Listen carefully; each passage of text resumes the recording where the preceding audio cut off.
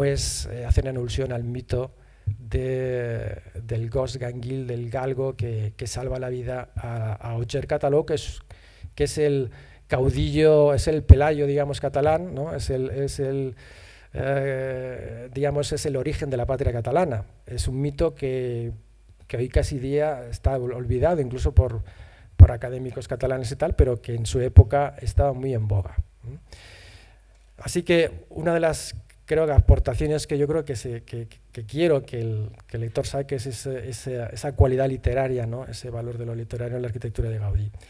Y acabo diciendo que en definitiva yo lo que también pretendo es poner en valor el Capricho, ¿no? Una obra hasta ahora considerada secundaria y que por eso no ha gozado quizás de la protección que debiera. Yo creo que para proteger el patrimonio de Gaudí hay que ponerlo en valor, y en general todo el patrimonio de Comillas, que además yo creo que está en peligro por razones de conservación, por el clima y tal, pues hay que ponerlo en valor para preocuparse por su conservación y por su restauración en condiciones. Es decir, lo que no puede ser, lo que no queremos, y de hecho en el Capricho se ha hecho ya alguna intervención, digamos, no de todo el mundo afortunada, o sea, no totalmente afortunada, es que no ocurra lo que ha pasado con la cripta de la colonia Güell o lo que ha pasado con el Parque Güell, esas restauraciones destructivas, ¿no? Y que esa valoración del patrimonio, esa puesta en valor, como digo, pues ayude a la conservación. Y nada más. Pues yo creo que ahora los que quieran, lo que hay que hacer es que se lo lean el libro, y si alguien quiere preguntar algo, pues estamos abiertos a las preguntas.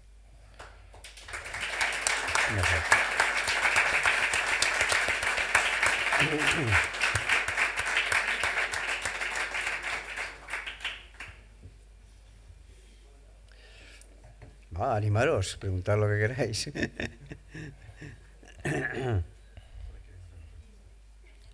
Claro, ¿La cerámica, los girasoles, se fabricaron en Cataluña o dónde se fabricaron? ¿Se sabe dónde se fabricaron? No se ha podido demostrar, pero estamos prácticamente convencidos de que sí, que se hicieron en la fábrica Pujol i Baucis en Cataluña.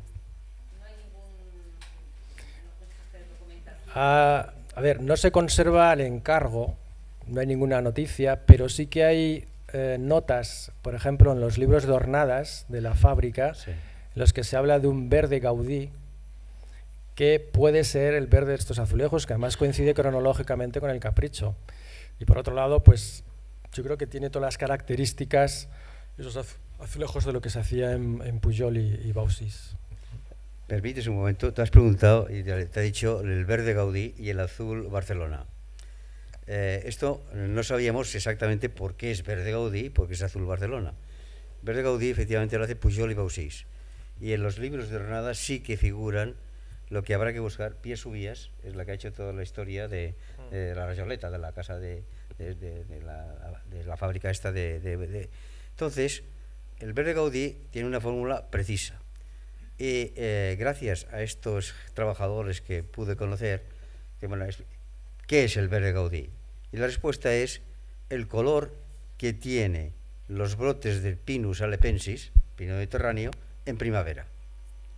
Y el azul Barcelona es el azul que tenía el cielo de Barcelona a primera hora de la mañana, en primavera o en otoño, después de una buena tramontana. ¿Más claro? Agua. Entonces, lo que sabemos ahora es que el azul Barcelona se lo diseña el Laboratorio General del Instituto Químico de Sarriá, lo mismo que es el que le hace la pólvora para las uvas. Y otro aspecto que ha hablado él es de la madera, que es el que está metido en la madera y tiene que continuar con la madera, ¿vale? Gaudí, en la cuestión de madera, la madera es fundamental para él. En la colonia Güell utiliza 47 tipos de madera diferentes, para interiores, para exteriores y para mobiliario. Tiene unas normas muy estrictas. Toda la madera que utiliza ha de tener secado natural, no quiere saber nada de estufa ni historias, y ha de tener como mínimo 2 años de secado por centímetro de grosor. No os lo perdáis. Todos los muebles de Gaudí, él hace un diseño y hace la primera, bajo su control, el primer prototipo. Y luego se hacen basando ese prototipo. Todo lo que es madera jamás utiliza un clavo, simplemente utiliza ensamblaje mediante cola de Milano, rayo de Júpiter, inglete, etcétera, y clavijas de diferente madera de la habitual. Y las colas, siempre colas naturales, o de conejo, típicas colas naturales. Un ejemplo de lo que llega a ser con la madera, porque depende de que sea para tallar, sea para pulir, sea para lo que fuere, es, por ejemplo, los famosos bancos de Gaudí de la colonia Güell. Esos bancos, hace 20 bancos. Él los presentará un día la factura original. Gaudí es un reciclador.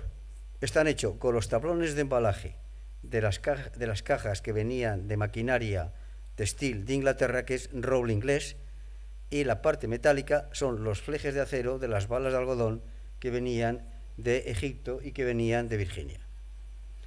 ¿Qué pasa? Que todo lo que es la parte de madera de los bancos está ensamblada con este sistema, y la parte metálica está forjada y unidas a las piezas con remaches.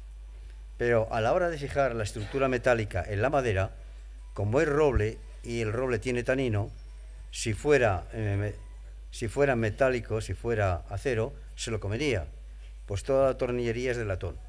O sea, llega a esos extremos de precisión, no improvisa, lo calcula. Y estos bancos cuestan en aquel momento 20 pesetas cada banco.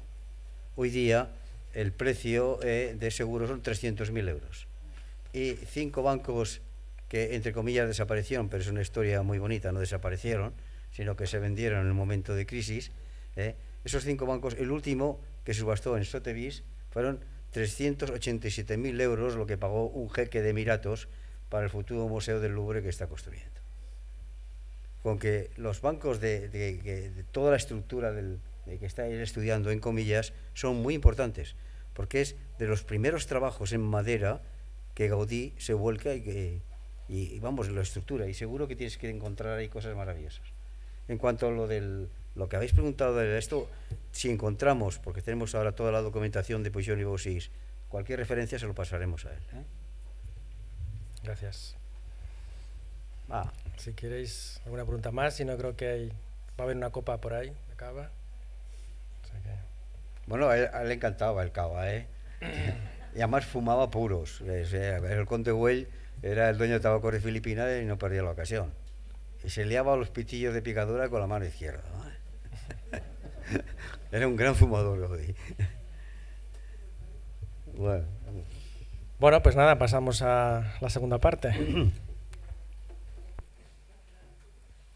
¿Alguien?